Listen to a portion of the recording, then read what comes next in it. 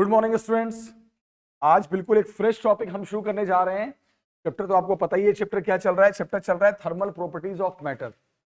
तो thermal properties of matter में जो एक फ्रेश टॉपिक में शुरू करने जा रहा हूं, एकदम न्यू टॉपिक है। उस टॉपिक का नाम है heat transfer. The name of the topic is heat transfer.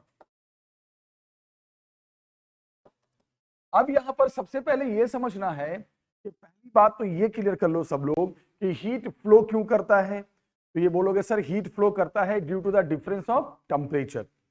Heat flow करता है हमेशा टेम्परेचर के डिफरेंस की वजह से, due to the difference of temperature. Heat transfer के ध्यान रखना तीन मेथड होते हैं। The first method is called conduction and second method is called convection and the third method is called radiation।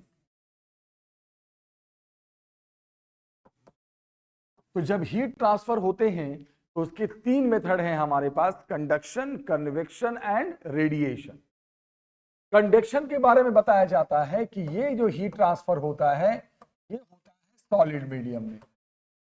ये जो प्रोसेस होता है, ये जो हीट ट्रांसफर का मेथड होता है बेटा, ये होता है सॉलिड मीडियम में, याद रखना।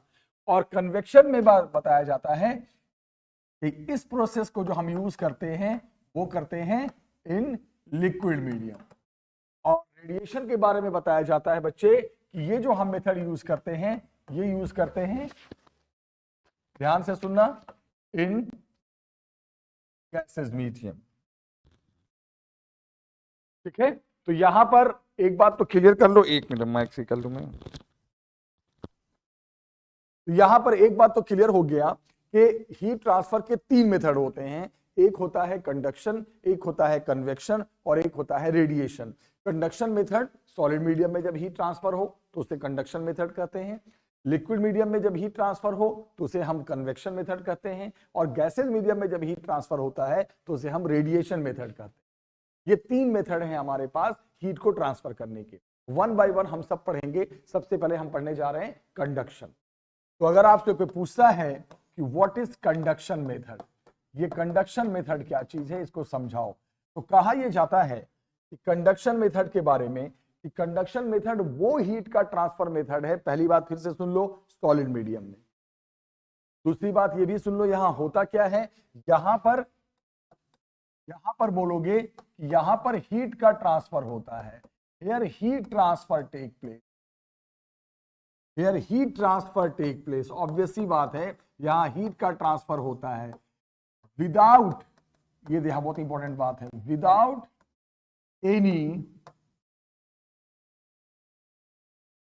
एनी मूवमेंट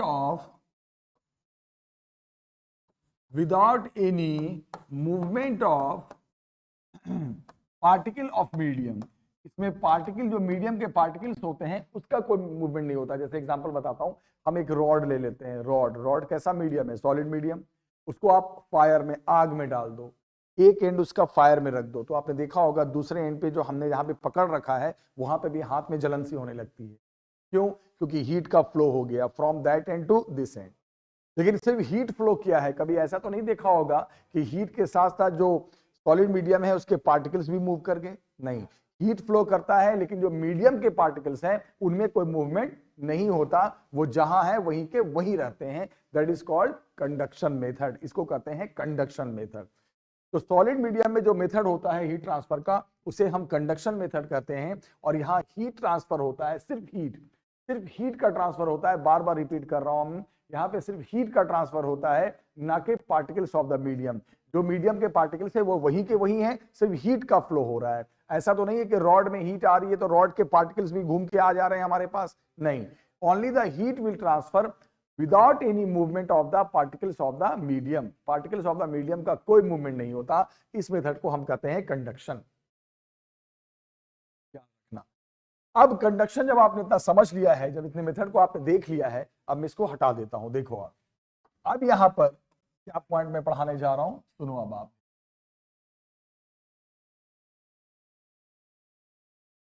अब आप सुनो,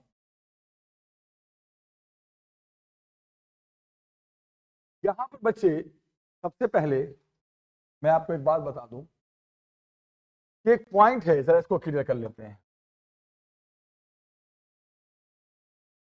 मान लो DQ जो है ये हीट ट्रांसफर, मान लो जो DQ है वो हीट ट्रांसफर जो ट्रांसफर हुआ किसमें, कौन से मीडियम में, solid medium. In time dt, कितने टाइम में ये हीट ट्रांसफर हुआ, dt is the time between two ends, दो एंड्स के बीच, बिटवीन टू एंड्स, दो एंड्स के बीच, दो एंड के बीच हीट का ट्रांसफर हुआ। ध्यान से देखना, दो एंड है उनके बीच हीट का ट्रांसफर हुआ। Once again I am repeating. तो अब उनके बीच जो डिस्टेंस है वो dx है। समझना, बनाने जा रहे हैं हम। dx is the separation between both है। तो जो dx हमने लिया है ये दोनों एंड के बीच क्या है, सेपरेशन है। और dt क्या है, अब समझना पड़ेगा। व्हाट इज dt, तो बोलोगे dt is the temperature difference between both and. हाँ जी, dt क्या है, बोलोगे sir dt is the temperature difference. dt जो है वो आपका टेम्परेचर डिफरेंस है दोनों एंड के बीच में। जैसे आप उसको ऐसे समझ सकते हो, एक आपके पास सॉलिड बॉडी है, ये दोनों एंड है, इनके बीच का डिस्टेंस dx है, और ये जो टेम्परेचर डिफरेंस है, जैसे यहां से मान लो ये T1 है, ये T2 है, और T1 मान लो बड़ा है T2 से, तभी तो इसका मतलब हीट इधर से इधर फ्लो करेगा। ये सब लिखवाया मैंने। तो dt का मतलब क्या हो गया बेटा, temperature difference T1 minus T2, ये सब चीजें। तो मान लो एक आपके पास बॉडी है, इसके दो एंड के टेम्परेचर हैं, दोनों एंड के बीच डिफरेंस, दोनों एंड के बीच डिफरेंस dx है, और हीट एक एंड से दूसरे एंड जा रहा है। कितना हीट फ्लो किया है, dq, कितने टाइम में फ्लो किया है, dt, सब लिखा है मैंने, राइट। और यहां पे जो बॉडी है उसका एरिया A मान लो, एरिया ऑफ बॉडी, जो चीज की जरूरत है वो मैं लिख रहा हूं। तो अब इतने के बाद ये बताया गया, ये कहा गया कि जो रेट ऑफ हीट ट्रांसफर का रेट, देखो ध्यान से, ये dq तो हो गया हीट, और डिवाइड कर दोगे टाइम इंटरवल से तो बन जाएगा रेट। रेट कैसे निकलता है, टाइम से डिवाइड करके। तो क्या कहा, dq by dt means what, rate of heat transfer, means what, rate of heat transfer. तो क्या कहा उन्होंने कि जो रेट ऑफ हीट ट्रांसफर होगा, हीट ट्रांसफर का रेट कैसे निकालते हैं, जो भी हीट ट्रांसफर हुआ उसको तो हम dq लिख रहे हैं, उसको टाइम इंटरवल से डिवाइड कर देंगे, जो टाइम लगा है तो वो बन जाएगा रेट ऑफ हीट ट्रांसफर। तो क्या बताया साइंटिस्ट ने, ये बताया बेटा कि जो रेट ऑफ हीट ट्रांसफर होता है, ध्यान से देखना, जो रेट ऑफ हीट ट्रांसफर होता है उसके बारे में बताया। ये जो आपका रेट ऑफ हीट ट्रांसफर होगा, एक तो डिपेंड करेगा बॉडी के एरिया पे कि बॉडी का एरिया कितना है। अगर बॉडी का एरिया ज्यादा होगा तो रेट ऑफ हीट ट्रांसफर भी फास्ट होगा, मतलब फटाफट फटाफट फटाफट फटाफट फटाफट हीट फ्लो कर जाएगा। दूसरी चीज, टेम्परेचर के डिफरेंस के डायरेक्टली होगा, ये भी समझ लो, मतलब जितना ज्यादा दोनों एंड के बीच टेम्परेचर का डिफरेंस होगा उतना ज्यादा उतना फास्ट। dq बाई dt का मतलब रेट ऑफ हीट ट्रांसफर। इसे बहुत सारे लोग रेट ऑफ कंडक्शन भी कहते हैं। क्यों कंडक्शन, क्यों, क्योंकि जो हीट ट्रांसफर सॉलिड मीडियम में होता है उसे क्या कहते हैं, कंडक्शन। तो इसे बहुत सारे लोग रेट ऑफ कंडक्शन भी कहते हैं, रेट ऑफ कंडक्शन भी कहते हैं। तो जो रेट ऑफ कंडक्शन होगा, जो रेट ऑफ हीट ट्रांसफर होगा सॉलिड बॉडी में, सॉलिड मीडियम में, वो याद रखना, एक तो बॉडी के एरिया के डायरेक्टली होगा, दूसरा जो टेम्परेचर डिफरेंस है, once again I am repeating, जो बॉडी के दोनों एंड के बीच टेम्परेचर डिफरेंस है, what I am telling, temperature difference between the both ends of the body, उसके भी डायरेक्टली होगा। जितना ज्यादा दोनों एंड के बीच टेम्परेचर डिफरेंस होगा उतना फास्ट हीट फ्लो करेगा। और तीसरी चीज, बस एक चीज के इनवर्सली होगा, वो dx। dx का मतलब समझ गया है, जो दोनों एंड के बीच डिस्टेंस है, वो डिस्टेंस जितनी कम होगी dx उतना ज्यादा फास्ट हीट फ्लो करेगा। तो ये बात क्लियर कर लो कि ये dq बाई dt का क्या मतलब हुआ, dq बाई dt का मतलब हुआ rate of transfer of heat, कि जो हीट ट्रांसफर हो रहा है from one end to another end, वो स्लो हुआ है या फास्ट हुआ है, उसी को कहते हैं rate of transfer of heat. और क्या कहा गया कि जो rate of transfer of heat है वो once again I am repeating वो 3 फैक्टर पे डिपेंड करेगा, बॉडी के एरिया पे और जो टेम्परेचर डिफरेंस है बॉडी का उस पे और जो इन दोनों के बीच का जो गैप है उस पे। 2 के तो डायरेक्टली होगा लेकिन इन दोनों एंड के बीच जो डिस्टेंस होगी उसके इनवर्सली। तो ये बातें बताई जाती हैं। तो जब इतना बात बता दिया गया कि ये जो रेट ऑफ हीट ट्रांसफर है ये इतने फैक्टर पे डिपेंड करेगा, अब मैं देखो मैं क्या कर रहा हूं, सुनो। अब मैं इसको एक जगह लिख देता हूं, तो एक जगह लिखूंगा तो dq by dt is directly proportional to area into dt by dx। Obviously एक जगह लिखेंगे तो तीनों एक साथ मिलके आ जाएगा। और आपको पता है, यू नो वेरी वेल, मुझे पता आप जानते हो कि जब हम कांस्टेंट हटाते हैं तो जब हम प्रोपोर्शनल हटाते हैं तो कांस्टेंट आ जाता है। तो जब ये प्रोपोर्शनल अब हटेगा तो क्या आ जाएगा, कांस्टेंट। तो अब यहाँ पे जब कांस्टेंट आएगा तो rate of transfer of heat will be equal to, हटाएंगे तो कांस्टेंट आ गया के, आ गया कांस्टेंट के into A into D T on upon D X. Yes, यही एक फॉर्मूला मैंने बना दिया। ये फॉर्मूला है rate of transfer of heat, rate of flow of heat. किस बॉडी में, सॉलिड बॉडी में, from one end to another end. So area of the body is A. Temperature difference between the ends of the body is dt. Distance between the both end is dx. K यहाँ पे देख रहे हो कि एक constant आया है बेटा, और आपको मैं बता दूं इस K को, आपको पता है कभी भी कोई कांस्टेंट आता है तो उसके नाम के आगे कोएफिशिएंट वर्ड लगा देते हैं।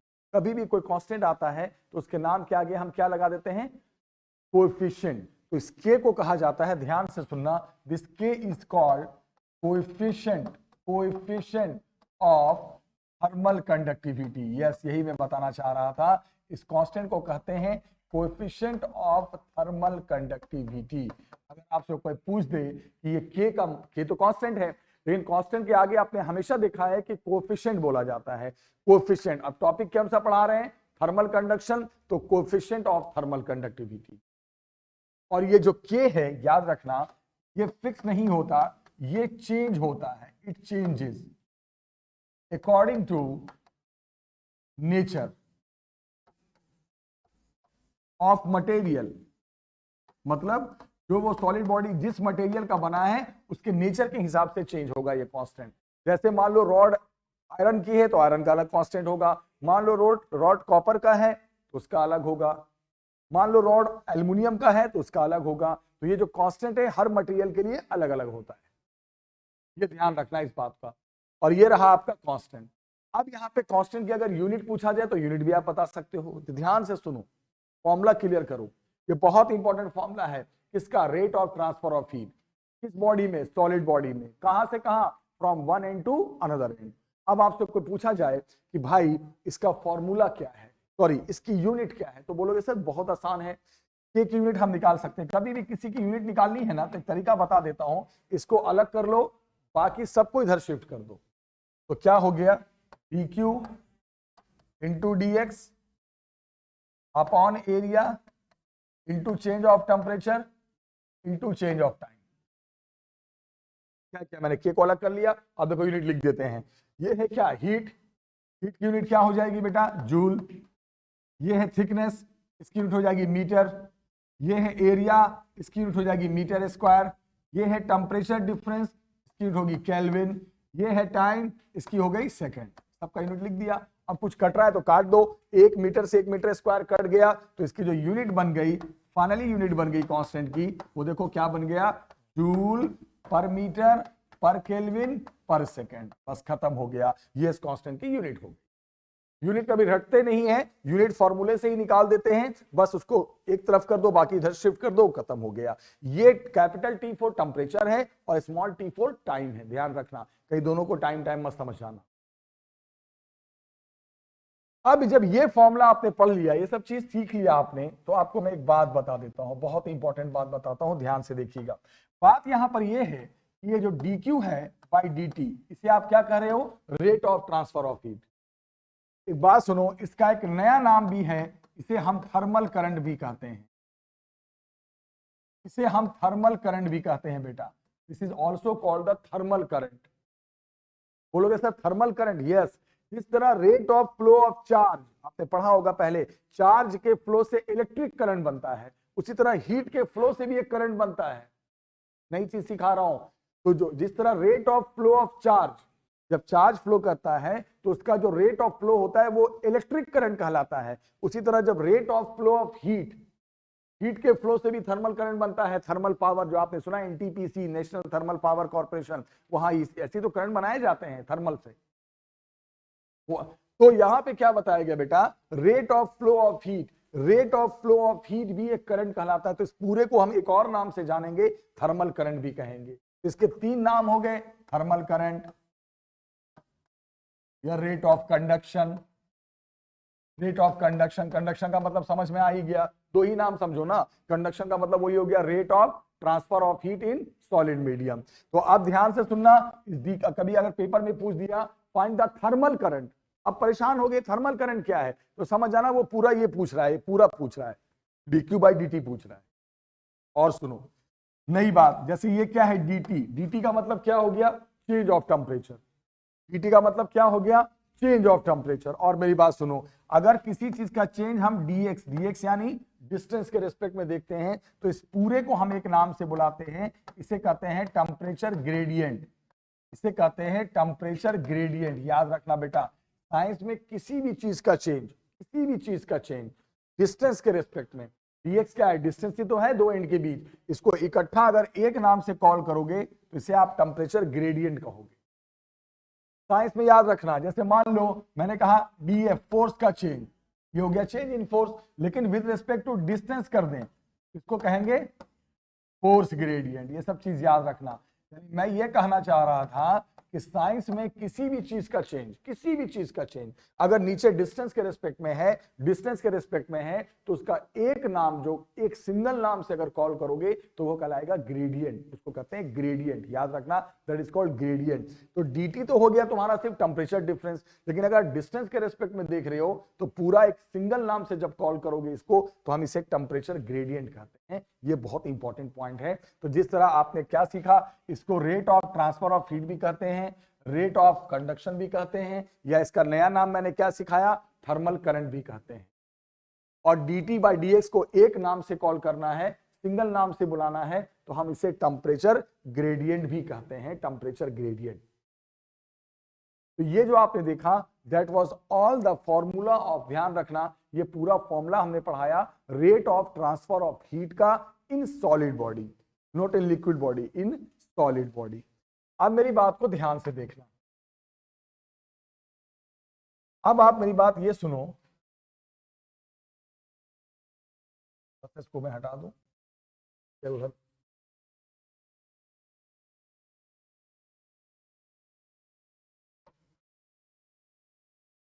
देखो बच्चे, अब यहां पर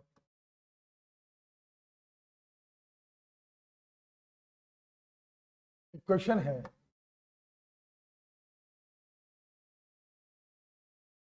देखना इस क्वेश्चन को जरा देख लेते हैं, दो क्वेश्चन को, इसलिए मैंने पहले से ला रखा है बोर्ड पे, टाइम सेव होगा।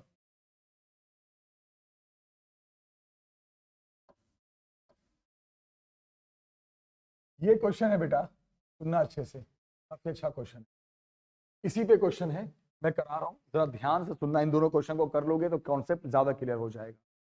क्वेश्चन क्या है जरा सुनो, क्वेश्चन ये है 11.17, ये एनसीईआरटी के क्वेश्चन से, एक्सरसाइज के जो पेपर में आते हैं। क्वेश्चन क्या है, एक थर्माकोल का आइस बॉक्स है। आपने सुना होगा कि एक थर्माकोल आइस बॉक्स अक्सर किसका होता है, थर्माकोल का, राइट। एक थर्माकोल का आइस बॉक्स है, उस आइस बॉक्स की साइड की लेंथ दे रखा है 30 सेंटीमीटर। एक थर्माकोल का आइस बॉक्स है, इसके साइड की लेंथ है 30 सेंटीमीटर। ध्यान से सुनना, मतलब थर्माकोल का बना हुआ, उसके अंदर आइस है और साइड की लेंथ है 30 सेंटीमीटर। मीटर में हो गया 0.3 मीटर। ध्यान से सुनो, एक थर्माकोल का आइस बॉक्स है जिसके साइड की लेंथ है 30 सेंटीमीटर, समझना मेरी बात। तो मीटर में लेंगे तो 0.3 मीटर। उसकी थिकनेस, जैसे बॉक्स होता है ना बेटा, ये बॉक्स जैसे है ना, ये बॉक्स है आपका, ये बॉक्स है आपका, ओके, ये थर्माकोल का आइस बॉक्स है। इसके साइड की लेंथ ये हो गया बेटा, ये साइड की लेंथ, 0.3 मीटर। और इसकी थिकनेस, थिकनेस का मतलब ये हो गई, ये मोटाई, थिकनेस, थिकनेस, थिकनेस गिवन है, साफ गिवन है 5 सेंटीमीटर, तो थिकनेस इज 5 सेंटीमीटर। तो dx इज 5 सेंटीमीटर है, इसको मैं मीटर में ले लूंगा तो 0.05। ओके चलो, अब क्या बोला है ध्यान से सुनना, इसके अंदर आइस रखा गया है, बॉक्स के अंदर क्या है, आइस है। सुनो अच्छे से सुनना, बॉक्स के अंदर आइस है, तो आइस का कलर चेंज कर देते हैं, ये रहा आइस, बॉक्स के अंदर आइस। और क्या बोला है उसने, बॉक्स के बाहर का टेम्परेचर, बाहर का, आउटसाइड का, आउटसाइड वो है 45 डिग्री सेल्सियस किया हुआ है, देखो बाहर का। और क्या बोला है उसने, बॉक्स के अंदर का टेम्परेचर, तो वो नहीं बोला उसने, तो ये तो अंडरस्टूड है कि जब अंदर आइस है तो अंदर का टेम्परेचर तो 0 डिग्री ही होगा।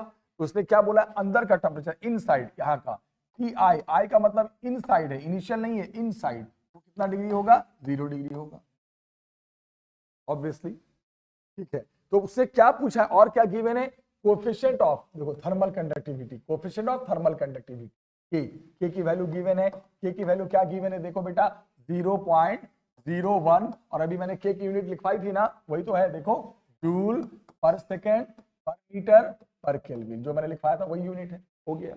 इसका मतलब अब आपसे पूछा क्या है, सवाल सुनो, और latent heat of fusion, fusion मैंने पढ़ाया था ना, जब आइस मेल्ट होता है तो वहां पे फ्यूजन वर्ड आता है, तो latent heat of fusion given है, LF, latent heat of fusion, latent heat of fusion given है 335 इंटू 10 का पावर 3 जूल पर केजी, 335 इंटू 10 का पावर 3 जूल पर केजी। आप बोलोगे सर हमसे पूछा क्या गया है, आपसे पूछा ये गया है, जरा सुनिएगा, कि कितना कितना आइस, धीरे धीरे आइस तो मेल्ट होगा, पूरे जन्म तक तो आइस आइस रहेगा नहीं, धीरे धीरे। थर्माकोल बेसिकली क्या होता है कि हीट का जो ट्रांसफर, बाहर से जो गर्मी आएगी वो स्लो कर देगा, धीरे धीरे ट्रांसफर होगा, मतलब बर्फ पिघलेगी लेकिन थोड़ा स्लो रेट में पिघलेगी, ये नहीं बोल रहा हूं बर्फ नहीं पिघलेगी, पिघलेगी बट स्लो रेट में पिघलेगी। तो यही पूछा है कि बताओ कि ये जो बर्फ मेल्ट होगी तो 6 आवर्स में, 6 घंटे में, T equal to 6 hours, 6 hours में कितनी बर्फ पिघल जाएगी, बर्फ तो मेल्ट होगी, क्यों नहीं मेल्ट होगी, बाहर से, बाहर तो बहुत गर्म है, अंदर ठंडा है ना, बाहर तो गर्मी बहुत है, तो धीरे धीरे धीरे धीरे हीट तो अंदर आएगा ही आएगा, तो बताना टाइम लगेगा, जल्दी नहीं होगा, थोड़ा टाइम लगेगा, लेकिन हीट तो, लेकिन आइस तो मेल्ट होगा ही होगा। तो आपसे बोला है 6 आवर्स में, 6 घंटे में कितना आइस मेल्ट हो जाएगा, तो टाइम आवर्स में दे रखा है, इसको सेकंड में चेंज कर देंगे पहले, सबसे पहले तो 6 इंटू 60 इंटू 60 आ गया, आवर्स में था मिनट और सेकंड, तो यहां साफ दिख रहा है बेटा 6 घंटे में है, तो 6 इज 36, 216 00। तो ध्यान से देखना, बहुत अच्छा क्वेश्चन है, क्वेश्चन समझ में आ गया। आइस बॉक्स है, साइड की लेंथ पता है, बॉक्स की थिकनेस पता है, इसके अंदर आइस है, बाहर का टेम्परेचर 45 है, अंदर का टेम्परेचर 0 है, ऑब्वियसली 0 ही होगा, तो आपने बताना है कि बताइए कि कितना आइस मेल्ट हो जाएगा, कितना आइस मेल्ट हो जाएगा, याद रखना कितने टाइम में पूछा है, 6 आवर्स में, 6 घंटे में कितना आइस मेल्ट हो जाएगा, that is the part, that is the question. तो बोलोगे सर सबसे पहले मैं आप हमें बता दो कि यहाँ पे आप वो फॉर्मूला उठा लो, जब ये कांस्टेंट दिया है तो ऑब्वियसली बात है दूसरा फॉर्मूला तो चलेगा नहीं, जब ये कांस्टेंट दिया हुआ है तो इस कांस्टेंट को देकर एक ही फॉर्मूला चलेगा, क्या होगा, dq by dt is equal to k a dt by dx। अब मैं आपको क्या बताऊं, सब कुछ दे रखा है, dt का मतलब क्या होता है, टेम्परेचर डिफरेंस, जहां से जहां हीट आया, हीट बाहर से अंदर आ रहा है, बाहर के सराउंडिंग से बॉक्स के अंदर आ रहा है, तो dt यहां फिक्स है बेटा, कितना हो जाएगा, बाहर का 45 अंदर का 0, तो 45 माइनस 0 इट मींस व्हाट 45, चलो हो गया। बाकी मैं क्या बताऊं, एरिया, एरिया क्या होगा, एरिया किसका, जिसके थ्रू हीट ट्रांसफर हो रहा है, हीट किसके थ्रू ट्रांसफर हो रहा है, बॉक्स के थ्रू, तो एरिया क्यूब है, तो क्यूब का एरिया क्या होता है, जो भी साइड है, साइड की लेंथ a है तो a स्क्वायर, लेकिन इंटू 6 करोगे, इंटू 6 क्यों करेंगे, इसलिए क्योंकि एक एरिया नहीं होता है, सरफेसेस कितने होते हैं, टोटल 6 होते हैं, तो जब हीट आएगा तो सभी से आएगा, तो एरिया इतना हो गया। ओके, अब बताओ थिकनेस पता ही है, जब हीट यहां से यहां आ रहा है, जैसे हीट मान लो मेरे हाथ से इस हाथ से इधर पार हो जा रहा है, तो ये dx हो गया। हम मान लो हीट यहां से यहां आता तो ये dx हो जाता। बेसिकली dx का मतलब क्या होता है, distance between the both and, जहां से जहां हीट जा रहा है। हीट यहां से आया इधर से निकल गया तो ये dx, हीट यहां से आया यहां पहुंच गया तो ये dx। ओके, तो dx तो यहाँ पे थिकनेस है, इधर से हीट आ रहा है, dx पता है, एरिया पता है, dt पता है, dx पता है, k पता है, टाइम पता है, टाइम देखो डी टाइम t लिखो या dt लिखो, टाइम पता है, सॉल्व करके आराम से यहां से क्या आ जाएगा, dq आ जाएगा। कांस्टेंट पता है, एरिया पता है, टेम्परेचर डिफरेंस पता है, थिकनेस पता है। आप देखो ना भाई, टाइम कितने टाइम में हीट, कितने टाइम में देखना है, 6 आवर्स में, तो ये तो पता चल जाएगा ना कि 6 आवर्स में ये कितना हीट ट्रांसफर हुआ, फॉर्मूले से पता चल गया। dq आ गया। हमसे dq तो नहीं पूछा गया है, हमसे पूछा गया है कि बताइए कितना मास आइस का मेल्ट हो जाएगा।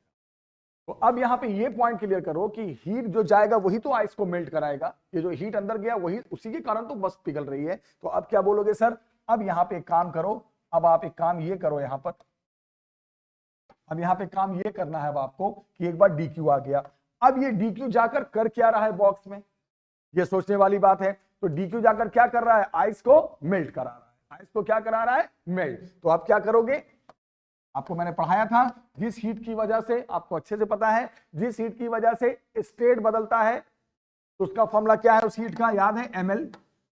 पिछली वीडियो में देखना, लास्ट की वीडियोस में मैंने पढ़ाए थे, mass into L, mass into latent heat. बस यहां पे आप कौन सा लेंगे, बर्फ पिघल रहा है तो लेटेंट हीट ऑफ क्या लेंगे, फ्यूजन लेंगे। यहां से क्या निकल जाएगा, ये मास निकल के आ जाएगा, ये वो मास है जो मास क्या हो गया, पिघल गया, जो मास क्या हो गया, मेल्ट हो गया, यही तो मास निकालना था। सबसे पहले आपने क्या निकाला इस फॉर्मूले से कि कितना हीट बाहर से अंदर ट्रांसफर हुआ, फिर ये हीट जाकर क्या कर रहा है, अंदर स्टेट बदल रहा है। कैसा स्टेट बदल रहा है, आइस को वाटर बना रहा है। तो अब इस हीट को किससे इक्वेट कर दोगे, m into L, mass into latent heat. Latent heat of fusion तो गिवन है, ये एल देखो, ये एल दिया है ना, लेटेंट हीट ऑफ फ्यूजन तो दिया हुआ है, अब परेशान क्यों हो रहे हो, लेटेंट हीट ऑफ फ्यूजन दिया है ना, ये वाला गिवन है, बस रख दोगे इसको, और रखने के बाद ये वो मास आ जाएगा जो मास क्या हुआ, मेल्ट हो।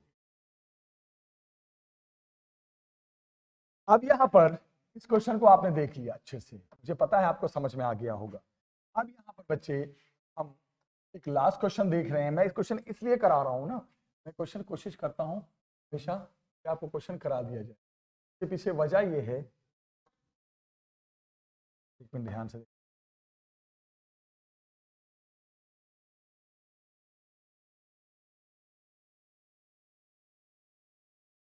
एक क्वेश्चन तो क्लियर हो गया, मुझे पूरी उम्मीद है समझ में आ गया होगा आपको। अब हम एक और क्वेश्चन कर लेते हैं,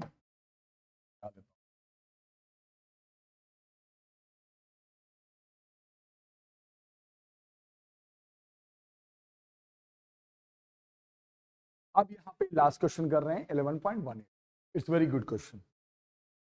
11.18 में भी एक अच्छा सवाल है, one of the best question है, ये प्रैक्टिस हो जाएगा। एक ब्रास बॉयलर है, ब्रास का बॉयलर, आपको पता है ना आजकल जो बर्तन है वो ब्रास के चलते हैं, वो ब्रास बॉयलर है। हुआ क्या ना, एक ब्रास का बॉयलर है और वो फ्लेम के ऊपर है, नीचे आग जल रहे हैं, यहाँ पर फ्लेम है और इसके अंदर क्या है, वाटर है। ध्यान से सुनो, एक ब्रास का बॉयलर है, ये ब्रास का बर्तन है, ब्रास का कंटेनर है, इसके अंदर वाटर है, ये फ्लेम है, फ्लेम मींस आग है। ओके, अब क्या क्या चीज गिवन है, ये जो ब्रास का जो कंटेनर है उसका बेस एरिया, बर्तन का बेस एरिया, कंटेनर का बेस एरिया 0.15 मीटर स्क्वायर। ये जो कंटेनर है ना बेटा, कंटेनर, इसका बेस का एरिया दे रखा है। थिकनेस, किसकी थिकनेस, कंटेनर की, उस बर्तन की थिकनेस, थिकनेस यानी dx, dx गिवन है, ध्यान से देखना, dx है 1 सेंटीमीटर, तो मीटर में कितना हो जाएगा, 0.01 मीटर थिकनेस गिवन है।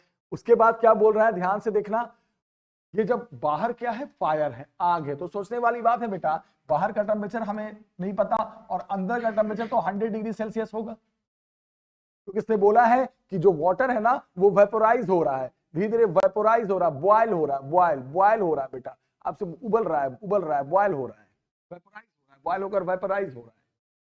तो जब कोई चीज अंदर आइस होता है, जैसे अभी हमने करवाया था पिछले सवाल में, तो अंदर का टेम्परेचर अंडरस्टूड 0 डिग्री, और जब ये वाटर वेपोराइज हो रहा है तो ऑब्वियसली बात है अंदर का टेम्परेचर 100 डिग्री, बोलने की जरूरत नहीं है।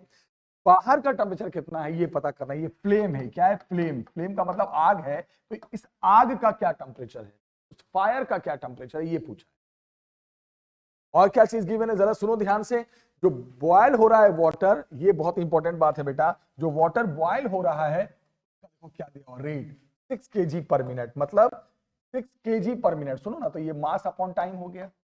कैसे पता चला आपको मास अपॉन टाइम हो गया, ये भी सोचने वाली बात है। ये मास है नहीं, ये क्या लिखा है, it boils water at the rate of 6 kg per minute, मतलब 1 मिनट में 6 किलो, 1 मिनट में 6 किलो पानी बॉयल होकर वेपर बन रहा है। अगर आपको समझ में नहीं आया कि ये केजी पर मिनट क्या है, तो खुद समझ जाया करो, KG is the mass, minute is the time, this is mass per unit time. अगर आपको कभी कभी समझ में ना आए ना कि ये क्या गिवन है, तो यूनिट से पहचान लिया करो, KG for mass, minute for time. फिर पंगा फिर आया, टाइम को मिनट में नहीं, टाइम को हमेशा किस में लेना है, सेकंड में, तो इसको भी यहीं पे चेंज कर देते हैं। टाइम वेस्ट क्यों करें, 6/60 kg पर सेकंड। कैसे, मिनट को सेकंड में बदल दिया, तो 1 मिनट में कितने सेकंड होते हैं, 60, कितना आ गया 1/10, यानी आ गया बेटा 0.1 kg पर सेकंड। ये किसकी वैल्यू आ गई, मास अपॉन टाइम की। ओके, अब आपसे और क्या चीज गिवन है, हीट ऑफ वेपोराइजेशन, वही जो हमने पढ़ाया था पहले, लेटेंट हीट ऑफ वेपोराइजेशन। क्या लिखा है इसमें, 2256 इंटू 10⁻³ जूल पर केजी। जब कोई चीज पिघलती है तो सवाल में लेटेंट हीट ऑफ फ्यूजन देता है, और जब कोई चीज वेपर बनता है तो वहां लेटेंट हीट ऑफ वेपोराइजेशन देता है। आपसे पूछा क्या है, इसका टेम्परेचर, फायर का, ये आग का क्या टेम्परेचर है जो पानी को बॉयल करके वेपर बना, ऐसे ही सवाल है। तो सबसे पहले बताओ मेरे को, ये जो हीट अंदर जाकर कभी भी कोई हीट स्टेट बदलता है तो उस हीट का फॉर्मूला क्या होता है, M×L। बोलोगे हाँ सर M×L होता है, बस यहाँ पे क्या लेंगे, लेटेंट हीट ऑफ क्या लेंगे, वेपोराइजेशन, क्योंकि स्टेट बदल रहा है और वो भी वेपर बना रहा है। ओके, फिर अगला फॉर्मूला लगाओ। अभी हमने क्या पढ़ाया था, dQ/dt, rate of transfer of heat. Formula पढ़ाया था K/dt/dx। ऑब्वियसली बोलोगे सर सब कुछ तो पता है, थोड़ा सा और ध्यान देने वाली बात है, यहां पर थोड़ा सा ध्यान देने वाली बात है, लिखना क्या ध्यान देने वाली बात है। अब सुनो ध्यान से बेटा, अब dq के यहां पे क्या लिख देंगे, ml। कौन सा हीट है जो जाकर क्या कर रहा था, वेपर बना रहा था, तो dq को हटा के अब ml लिख दो। देखो ऐसा क्यों कर रहे हैं हम, देखो ध्यान से देखो, ml के नीचे v vaporisation upon dt is equal to K/dt/dx। यहां से सॉल्व करके कोई भी बच्चा बता देगा, यहां से dt आ जाएगा। बताओ कैसे dt आएगा, अभी देखो, अभी बताता हूं कैसे dt आएगा। देखो सबसे पहले मुझे बताओ, ये मास अपॉन टाइम तो दे ही रखा है, मास पर यूनिट टाइम कितना 0.1, तो इसको हटा के क्या लिख दोगे आप, सोचो 0.1। लेटेंट हीट ऑफ वेपराइजेशन दे ही रखा है, constant coefficient of thermal conductivity दे रखा है, हमने नहीं लिखा वो अलग बात है, but coefficient of thermal conductivity देखो K गिवन है 109, K गिवन है 109, K गिवन है। एरिया दे रखा है, परेशान होने की बात नहीं है। एरिया कितना है, कहां गया कहां गया कहां गया, ये रहा, एरिया दे रखा है। थिकनेस, हीट कहां से कहां आ रही है, बाहर से अंदर, तो थिकनेस dx क्या होगी, थिकनेस होगी, यहां से यहां जा रहा है तो dx दिया हुआ है, dx दिया हुआ भाई, dx कहां गया कहां गया कहां गया, ये दे रखा है। तो सब कुछ तो पता ही है, पता क्या नहीं है, dt। सॉल्व करके यहां से dt आ गया dt। अब dt का मतलब क्या होता है, dt का मतलब होता है टेम्परेचर डिफरेंस, ऑब्वियसली T-100, बस हो गया। अब dt आ गया, dt को खोल दो, dt होता क्या है, डिफरेंस ऑफ टेम्परेचर, जहां से जहां हीट जा रहा है, खत्म। यहां से सॉल्व करके क्या आ जाएगा, दोनों क्वेश्चन एक जैसे थे। पिछले वाले सवाल में हीट जब बॉक्स के अंदर गया तो उसने आइस को मेल्ट कराया, यहां जब हीट बाहर से अंदर आया तो उसने उस वाटर को वेपर बनाया, पैटर्न एक ही है। तो ये इसका सॉल्यूशन था जो आप देख रहे, सब कुछ पता है। फिर से देखो, एरिया दे रखा है, थिकनेस दे रखा है, ये नई चीज गिवन थी, mass of the water which is boiling which is vaporizing, लेकिन मास ना देकर रेट ऑफ मास दे रखा था, तो मास ना देकर मास अपॉन टाइम दे रखा है। मास नहीं है, मास अपॉन टाइम है, 6 kg पर मिनट, तो सेकंड में बदल दिया। अब सोचो ये हीट अंदर जाकर क्या कर रहा है, वेपर बना रहा है, तो इस हीट को लिख सकते हैं M×L। एल के नीचे V क्यों लिखा, वेपराइजेशन के बाद फिर आप सोचो, फिर आप लगा दो अगला फॉर्मूला, क्या होता है rate of transfer of heat का formula, dQ/dt is equal to Ka/dt/dx। dQ को क्या लिख दिया आपने, ml, उससे क्या फायदा हुआ, मास पर यूनिट टाइम हमें पता है, पहले से मास अपॉन टाइम दे रखा है, लेटेंट हीट ऑफ वेपराइजेशन पता है, कांस्टेंट दे रखा है 109, कांस्टेंट देखो दे रखा है 109 दे रखा है, कांस्टेंट 109, एरिया पता है, थिकनेस पता है, निकल जाएगा dt, dt का मतलब टेंपरेचर डिफरेंस आ गया। टेंपरेचर डिफरेंस आ गया, ये होता क्या है temperature difference, higher minus lower, जहां से जहां हीट जा रहा है बाहर से अंदर आ रहा है तो T माइनस 0, एक बार dt आ गया इसको खोल दो तो T भी आ जाएगा बाहर का, बाहर का मतलब फायर का फ्लेम। तो बेटा आज के इस क्लास में मैंने पूरा टॉपिक ऑलमोस्ट, कुछ एक आध दो क्वेश्चंस और बच गए हैं, वीडियो बहुत लंबी हो जाएगी, वो मैं अगले वीडियो में डिस्कस करूंगा, लेकिन मैंने आज आपको कंडक्शन टॉपिक फिनिश किया। कंडक्शन क्या है, ट्रांसफर ऑफ हीट, कौन से मीडियम में, सॉलिड मीडियम में। वीडियो को देखना, नहीं समझ में आए तो 2 बार देखना, और अच्छी लगे तो लाइक शेयर कर देना। नेक्स्ट वीडियो में मिलते हैं बच्चे नए टॉपिक के साथ, तब तक टेक केयर, बाय बाय।